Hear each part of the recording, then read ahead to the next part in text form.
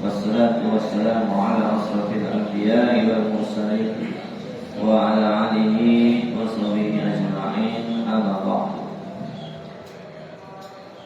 Rabbi shrah li sadri wa yassir li amri wa hlul 'uqdatam min lisani yafqahu qawli. Masyiral muslimin, jamaah salat subuh yang dirahmati Allah Subhanahu wa taala. Puja dan puji syukur kita panjatkan kehadirat Allah Subhanahu wa taala atas segala limpahan nikmat serta karunia yang diberikan kepada kita. Salawat serta salam semoga tercurah kepada junjungan kita baginda Nabi Muhammad sallallahu alaihi wasallam. Semoga kita selalu istiqomah menjalankan sunnah-sunnahnya, dan semoga atas izin Allah kita bisa berjumpa dengan baginda Rasulullah di yaumil akhir. Amin ya Allah ya Rabbal alamin. Alhamdulillah kita bisa bertemu kembali dalam rangka taklim subuh. Sebenarnya tadi malam saya sudah konfirmasi sama Pak Ustadz Nurdin ya. Ini besok adain apa enggak, karena kan habis Isra Mi'raj. Tapi katanya lanjut terus biar istiqomah. Insyaallah ya. Tadi malam udah Isra Mi'raj, insyaallah dapat pahala, ditambah lagi taklim subuh. Tambah lagi pahalanya ya. Amin. Amin. Ya Rabbal. Baik. Saya akan membacakan satu tema peringatan keras tentang haramnya darah seorang muslim. Jadi darah seorang muslim itu diharamkan, artinya tidak boleh dibunuh kecuali dengan hak ya. Kecuali dengan hak dari Allah. Di dalam surat An-Nisa ayat 93 Allah Subhanahu wa taala berfirman, A'udzubillahi minasyaitonir rajim. Bismillahirrahmanirrahim. Wa may yaqtul mu'minan muta'ammidan fajazaohu jahannam khalidan fiha wa ghadiballahu 'alaihi wa la'anahu wa a'adda lahu azaban 'azima.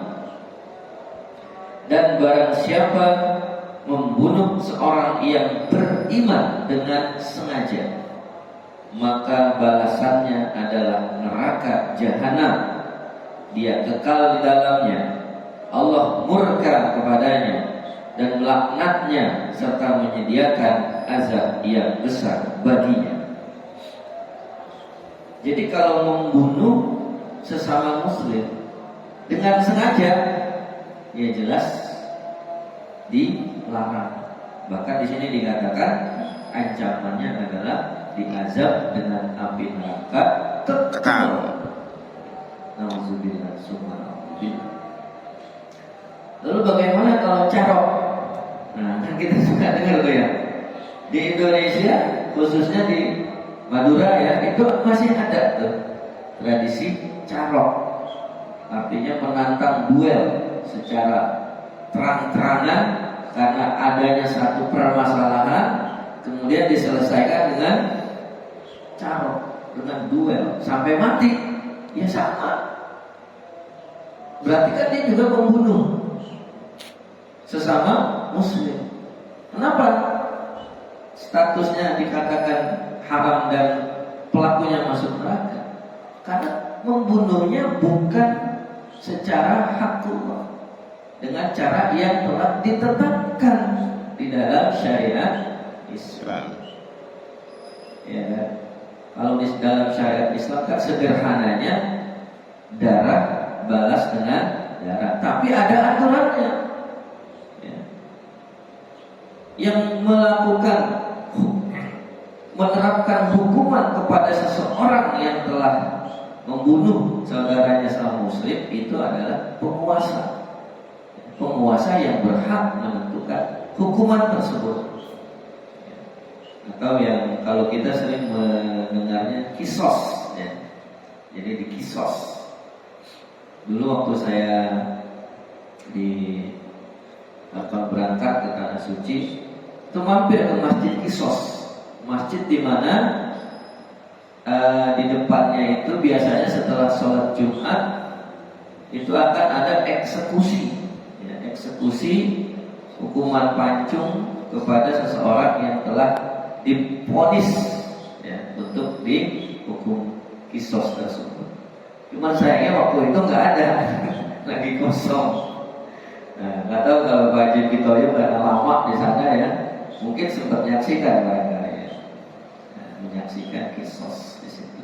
Itu pun ada proses ketika seorang yang telah divonis dihukum kisos, itu kan nggak langsung, tapi ditahan dulu, ya, ditahanan dulu, kemudian dia diberikan kesempatan untuk bertaubat, ya, bertaubat, ya. Misalkan sekian tahun dia diberikan kesempatan untuk bertaubat, mendekatkan diri pada Allah, menjalankan amal soleh, sehingga pada saat waktunya sampai dia sudah siap, baik secara fisik maupun secara psikologis, gitu. Artinya ketika orang tersebut sudah divonis, itu pihak yang dirugikan ya sudah tidak bisa menuntut balas lagi karena sudah divonis disesuaikan. Nah, tapi pahalanya jauh lebih besar kalau pihak keluarga itu mau memaafkan dan diganti dengan dia, ya, semacam ganti rugi lah gitu. Itu panjang lebar ya bicara mengenai jinayat, ya, fikih jinayat.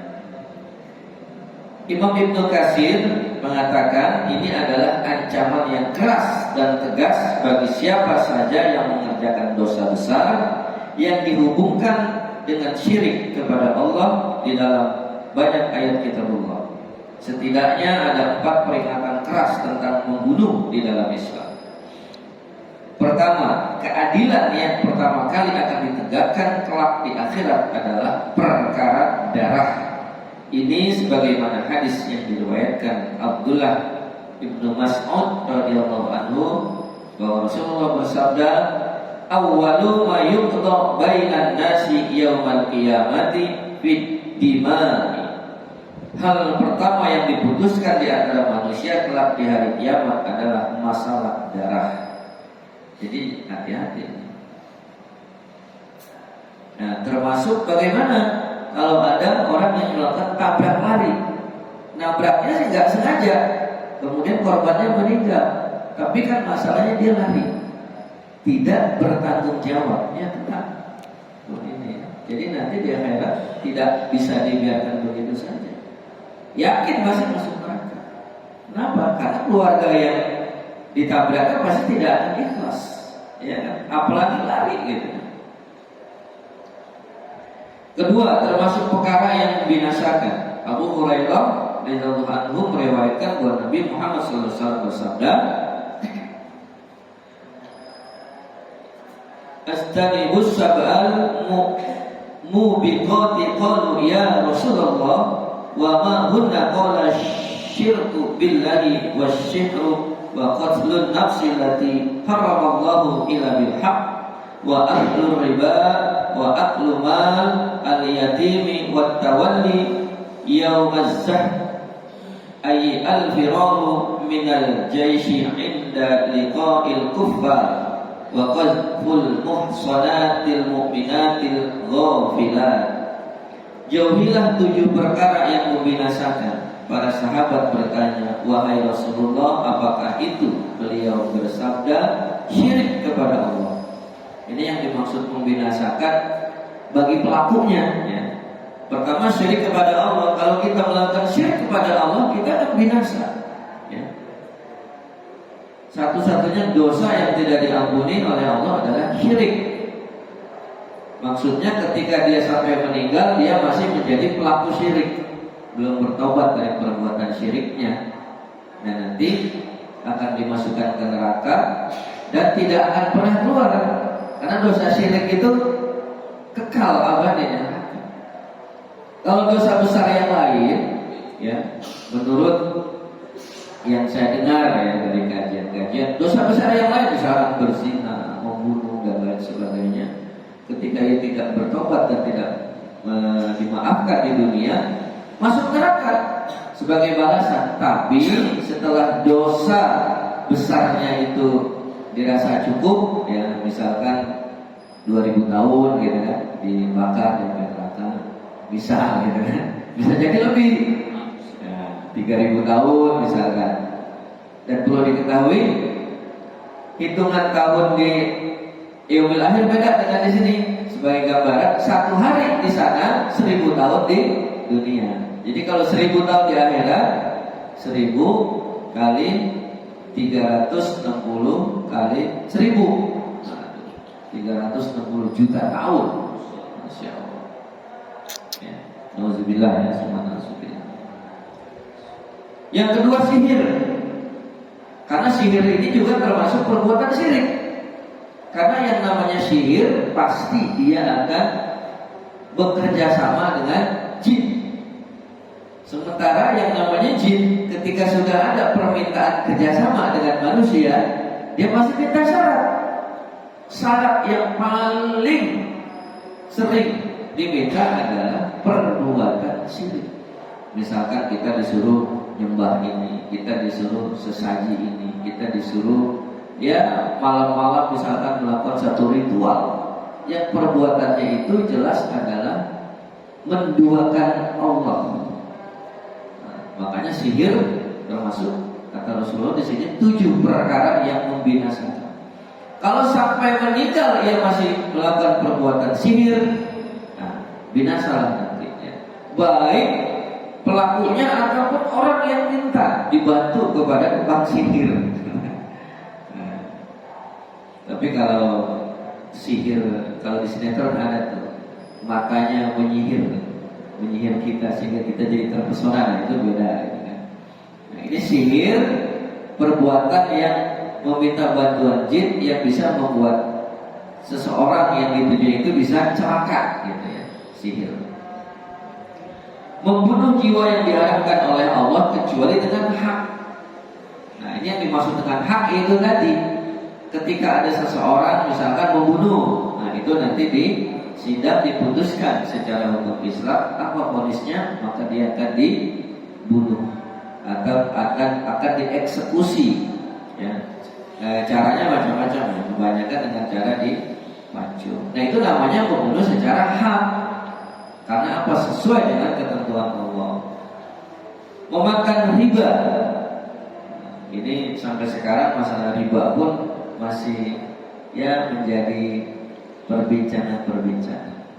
Memang semua ulama sepakat riba itu haram, tetapi masih menjadi perselisihan, masih menjadi perdebatan apa saja yang masuk dalam kategori riba. Gitu. Ada pengarah ulama yang sangat tegas, pokoknya semua bentuk bunga bank riba.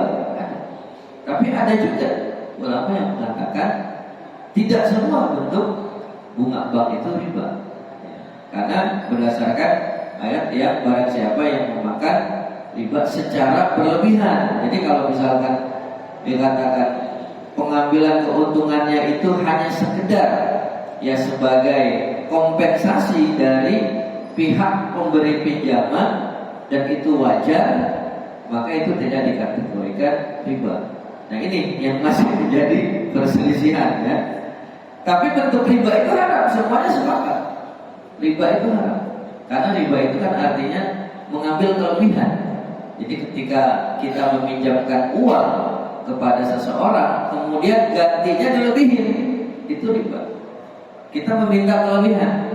Tetapi kalau kita tidak meminta kelebihan, kemudian yang meminjam karena dia minjam misalkan buat nutup modal gitu kan. Ini ada mobil mau dijual murah nih, kalau saya tutup langsung dijual punya dapat untung nih gitu kan. Nah, anggaplah dia minjem buat tambahan, dibeli mobilnya ada untung diganti, kita gak minta nih yang minjemin. Ini ya buat ini tanda terima kasih gitu kan. Oh ini enggak, ini saya ikhlas. Ini sebagai tanda terima kasih. Nah itu silakan karena Nabi pun pernah melakukan itu. Ya.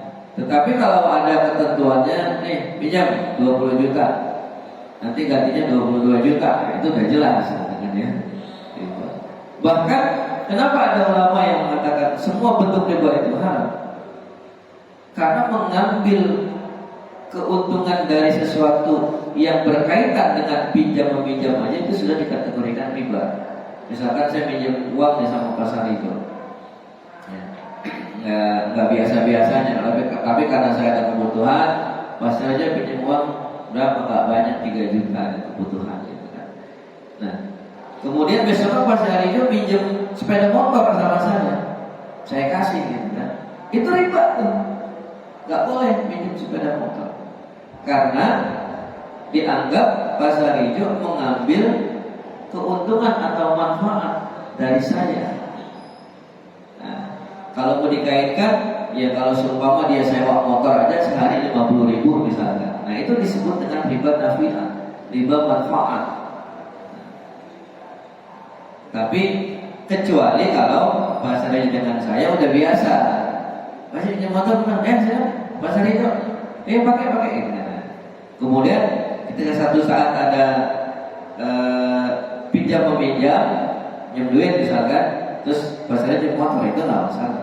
Tapi kalau biasanya nggak pernah gitu kan, itu disebut dengan ya ujung-ujung ya riba nafi'ah. Makanya kalau ada orang meminjamkan uang kemudian dia ngebolehin motor atau kendaraan, itu nggak boleh dipakai, hukumnya ya nggak boleh dipakai. Tapi ini kadang-kadang orang pinjam uang ngegadein mobil, udah mobilnya dipakai disewain, dari hasil disewain aja udah lebih banyak dari uang yang dipinjemin. Nah begitu diganti uangnya, misalkan dia pinjam 5 juta, nah ini kebetulan sebulan dia janji, nah selama sebulan dimanfaatin tuh sama yang pinjam, disewain, bawa sana sini penumpang, hasilnya 10 juta sebulan. Itu udah dapat lebih gede dari uang yang dipinjam. Udah gitu begitu yang pinjam ganti minta lebih lagi, lebih dong katanya. Itulah kenapa Nabi sangat menekankan perkara riba ini. Ya memang kalau kita mau perdalam hikmahnya, itu memang akan mengacaukan perputaran ekonomi. Cuma orang tidak sadar. Baik, memakan harta anak yatim. Nah ini juga ya termasuk hal yang membuat kita binasa. Jadi kalau anak yatim itu harusnya memang ketika misalkan kita punya saudara meninggal, punya anak, nah anaknya jadi yatim tuh, dia punya warisan dari bapaknya. Nah kita sebagai pamannya memang berkewajiban untuk menjaga mengurus anak yatim tersebut. Mengurusnya kewajiban kita, dan kita menjaga warisannya.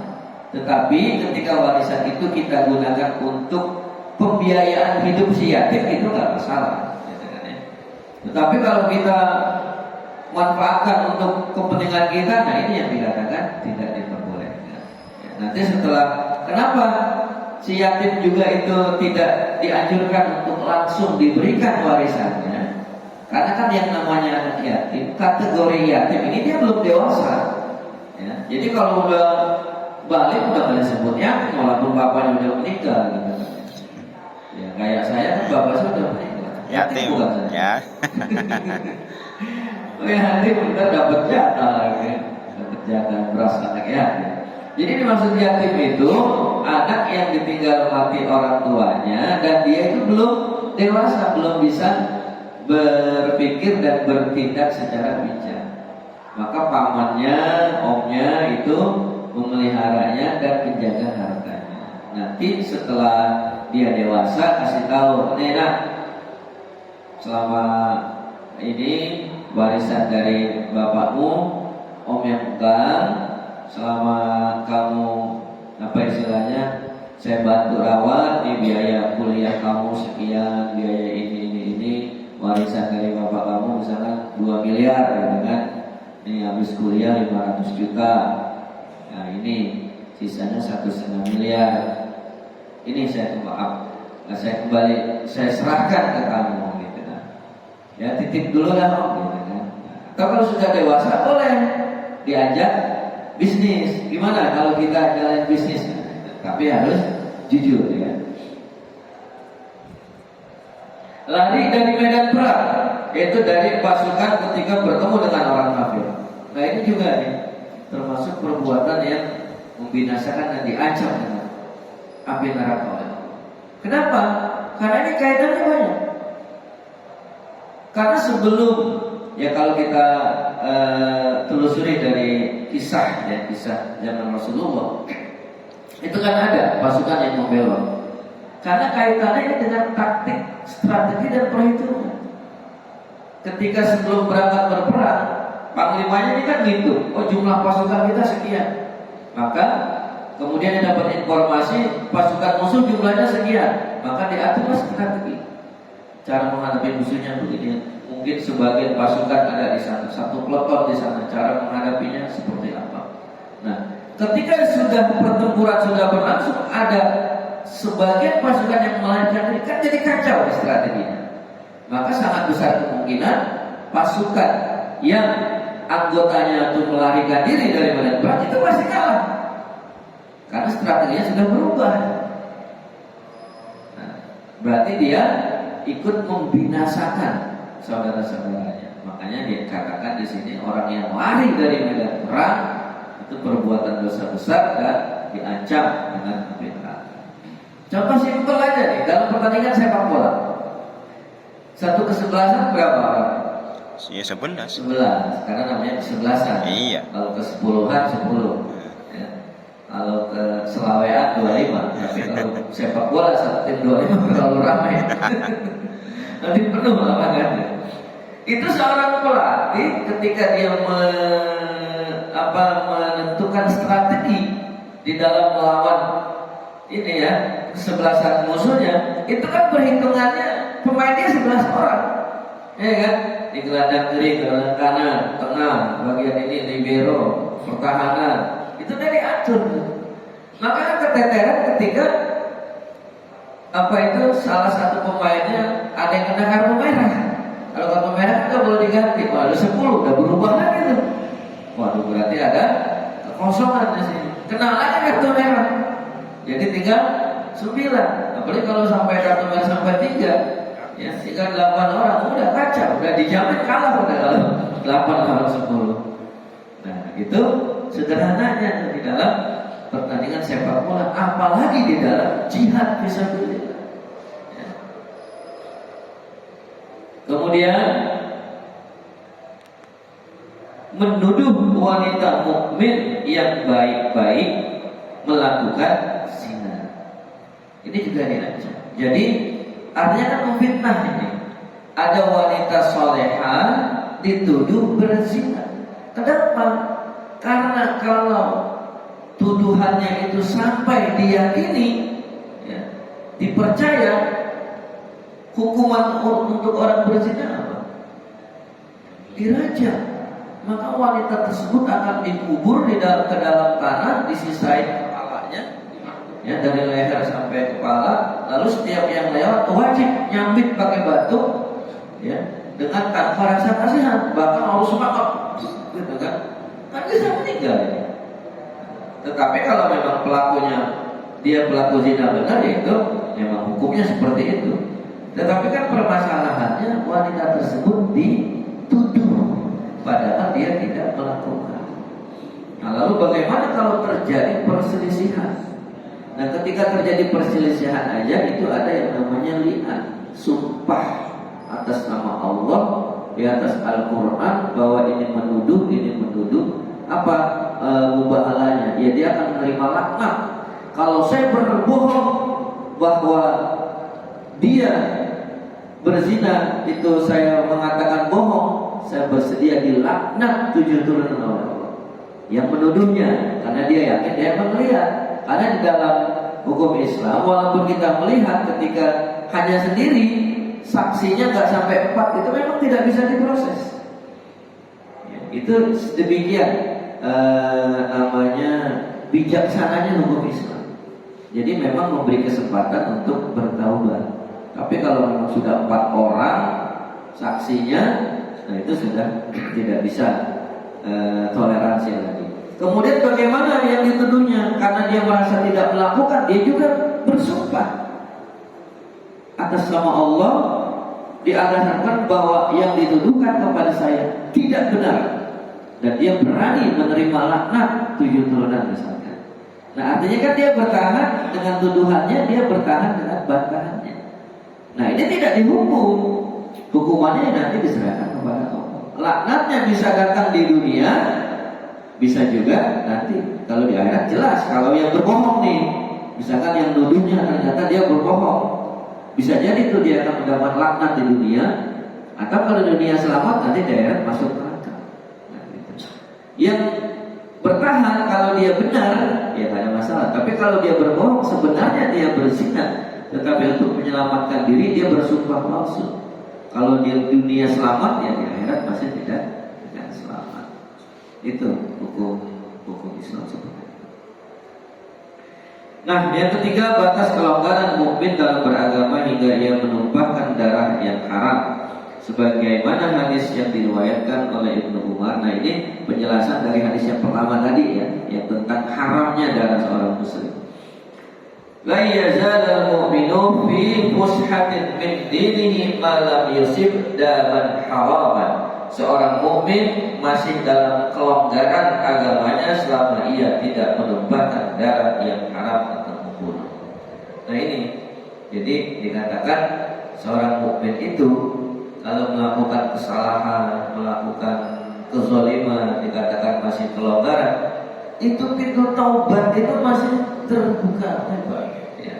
Bahkan ada dosa-dosa yang baik kita tidak sengaja maupun sengaja, ketika bukan dosa besar ya, itu bisa terhapus dengan amalan-amalan yang lain. Dengan sholat itu bisa terhapus. Dengan mengucapkan basmalah saja, Bismillahirrahmanirrahim, setiap perbuatan kita awali dengan basmalah itu bisa menghapus dosa-dosa.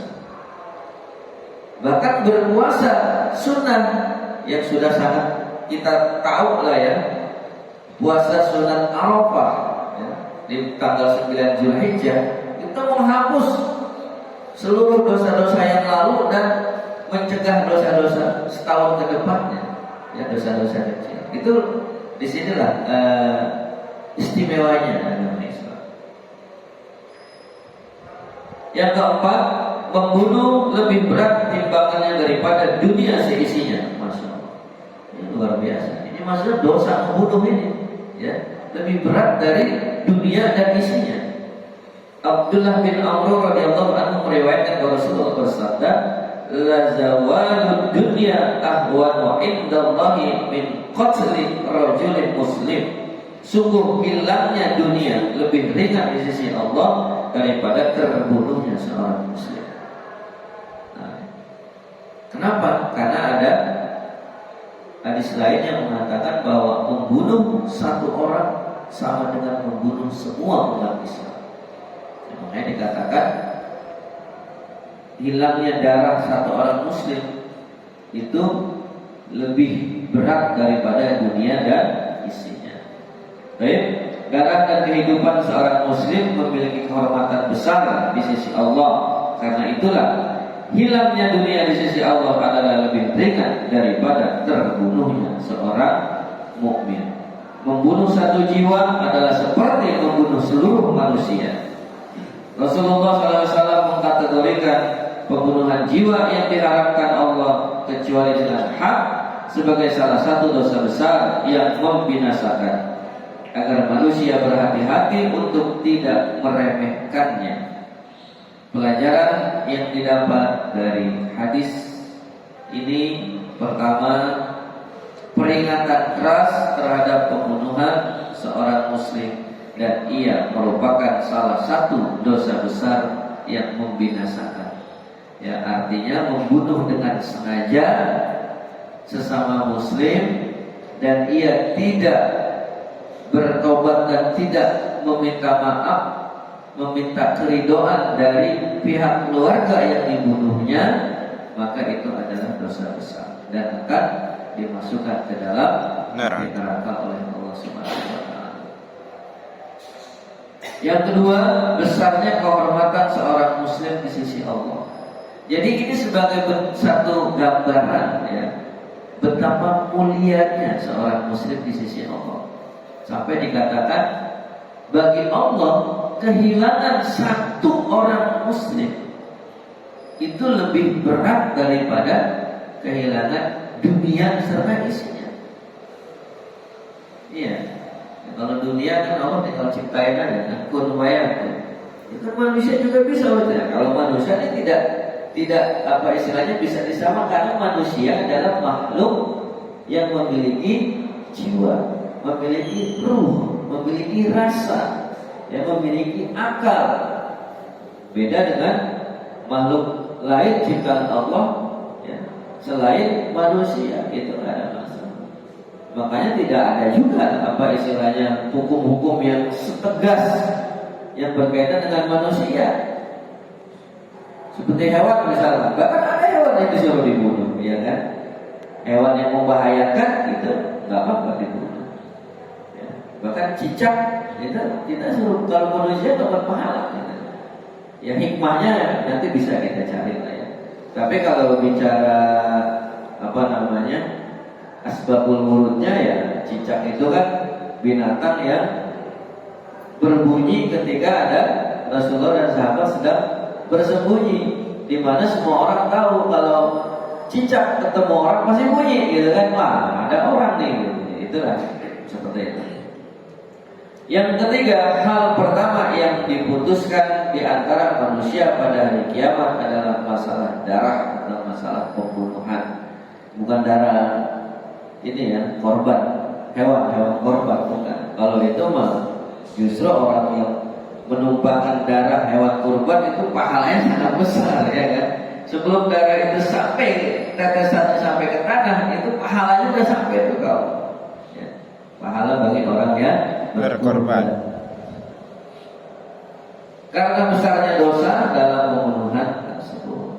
Nah, jadi inilah harus kita perhatikan bahwa membunuh sesama muslim itu hukumnya dosa besar, bahkan akan diperkarakan pertama kali nanti ya di yaumil akhir. Nah, termasuk juga ya kita kan nggak tahu ya namanya kita hidup di dunia, kan?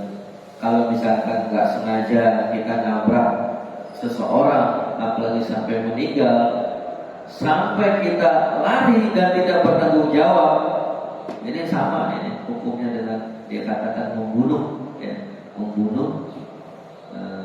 Bagaimana kalau yang tabrakan non muslim? Itu Allah alam ya.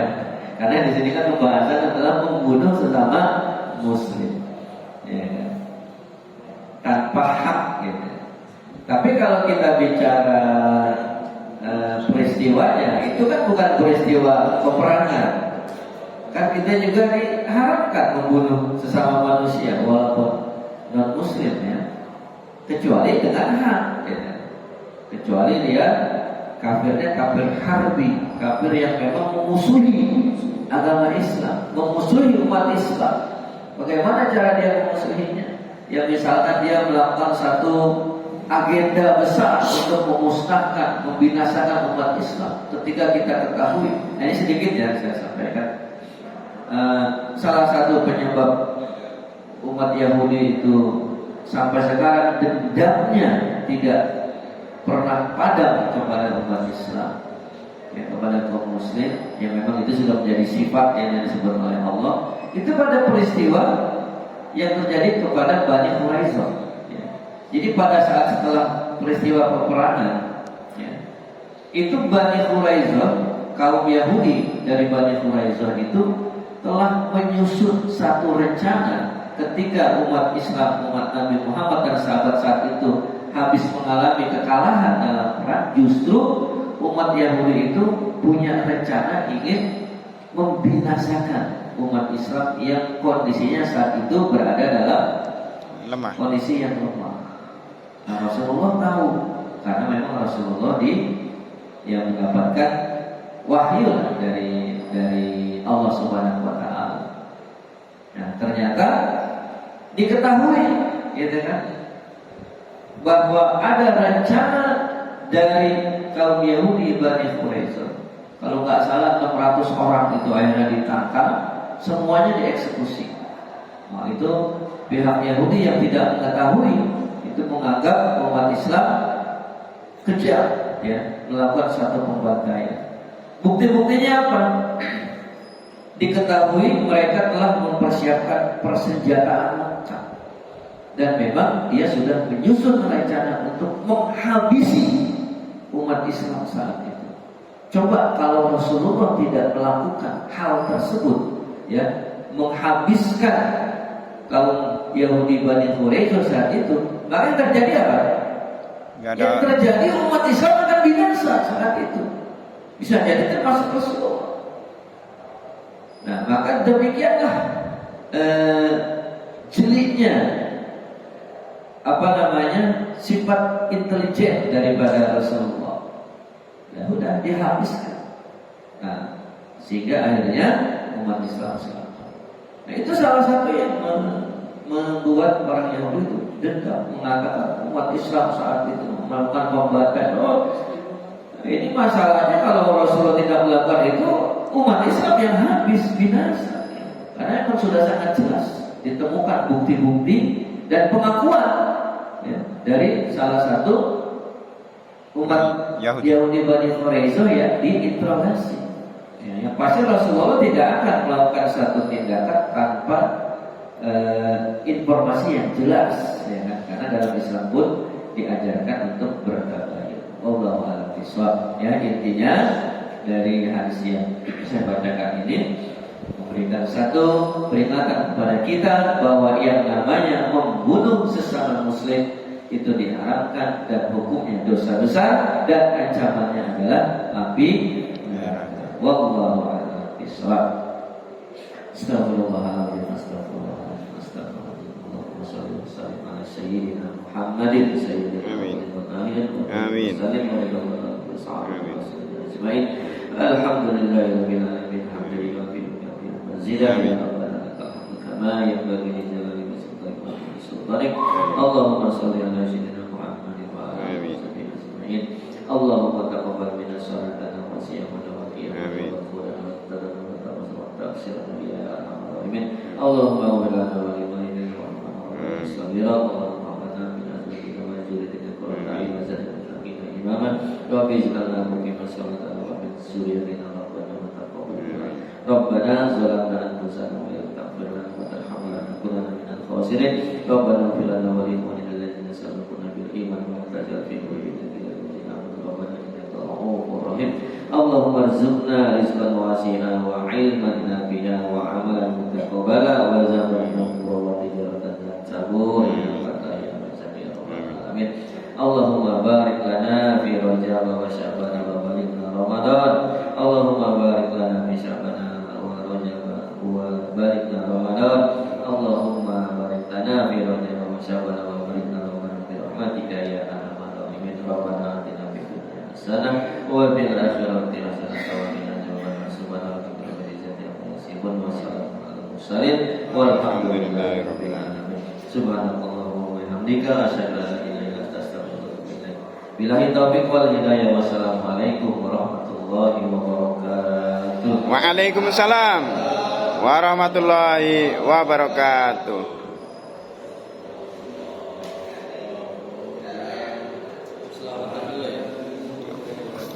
Sallallahu Rabbuna ala nuril mubin Ahmada Mustafa Sayyidil Mursalin wa ala alihi wa sahbihi ajma'in. Sallallahu Rabbuna ala nuril mubin Ahmad al-Mustafa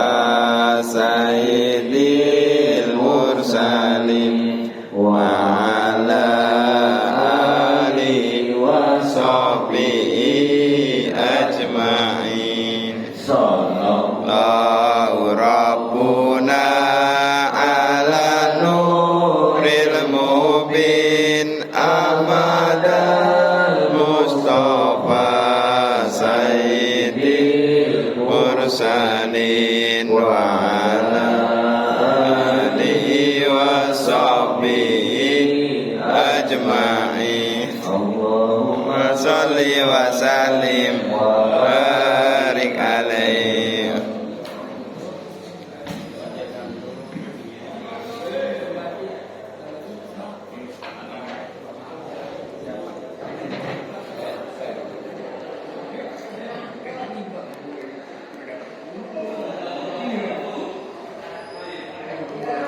Kopi.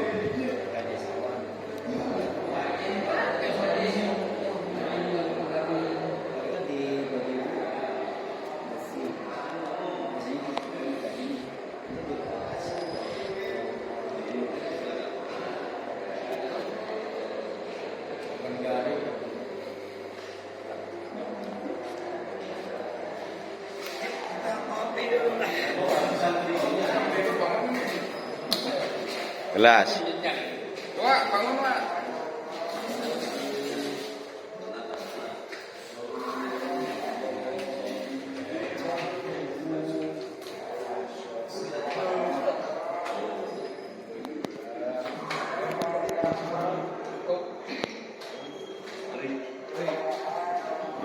Ya, wes. Mohon, mantap ini. Ini belum. Ya, udah. Ya. Oh.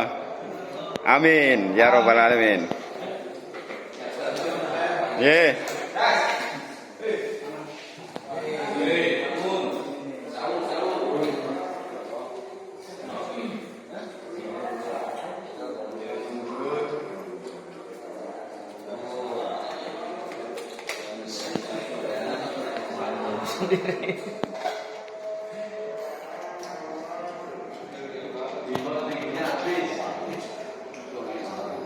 Bubur kacang hijau.